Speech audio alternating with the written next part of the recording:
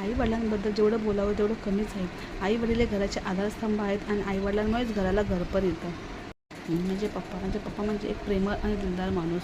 दुसऱ्यांना कितीही अडचणी असल्या तरी त्यांना ते मदत करतात. इतरांना जेव्हा मदत करतात तेव्हा त्यांच्या चेहऱ्यावरती एक वेगळाच आनंद असतो आणि एक वेगळंच समाधान असतं. आणि इतरांना जेव्हा मदत करतात तेव्हा ती व्यक्ती आपल्याला परत काही देईल अशी त्यांची कधीच अपेक्षा नसते.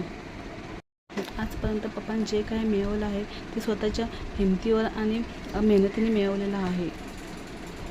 मग ते घर असो, जॉब असो, काही असो, ते स्वतःच्या हिमतीवरतीच मिळवलेलं आहे आणि दुसऱ्यांच्या मदतीची कोणाकोण अपेक्षाही कधी केलेली नाही. पप्पाने त्यांच्या आईवडिलांचीच म्हणजे माझ्या आजी आजोबांची श्रावण बाळासारखी सेवा केली.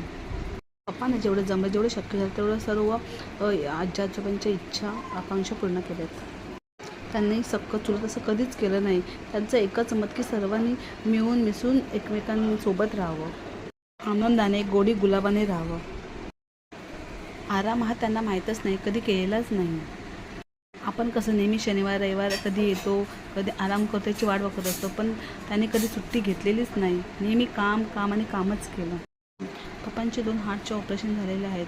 ऑपरेशन झाले फक्त 10-15 दिवसच घरी राहिले असते. नंतर पुन्हा त्याने कामाला सुरुवात केली. डॉक्टरांनी सांगितलं तुम्ही सर्व काही थोडं थोडं खाऊ शकता, पण तरी पप्पा काहीच खात नाही. जरा तेल जेवणामध्ये दिसलं तरी खाणार नाही. त्यांचं जेवण बघाल तर सगळं पाण्यातलं असतं. थोडेही तेल खाणार नाही किंवा मीठ पण जास्त चालत नाही त्यांना. जेवणाच्या बाबतीत किंवा खाण्याच्या बाबतीत मला ते स्वतःवरती ते खूप कंट्रोल करतात. दुसऱ्यांना सर्व काही खायला आणून देणार, पण स्वतः मात्र त्यातलं थोडंही काहीच खाणार नाही. सर्वांना ते नेहमीच सांगत असतात की पैशाने तुम्ही सर्व काही कमवू शकता, परंतु आरोग्य कमावू शकत नाही. स्वतःच्या आरोग्याकडे लक्ष द्या, खाण्यापिण्याकडे लक्ष द्या असे सांगत असतात. नेहमी दुसऱ्यांचा विचार केला, स्वतःचा विचार कधीच केलेला नाही.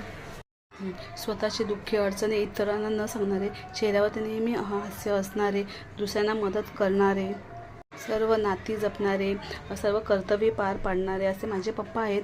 आणि पप्पा हे सगळं काही करू शकले ते आईच्या सपोर्टमुळेच करू शकले.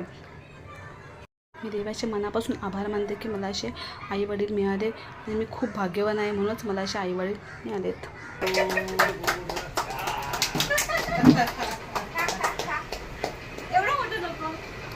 अरे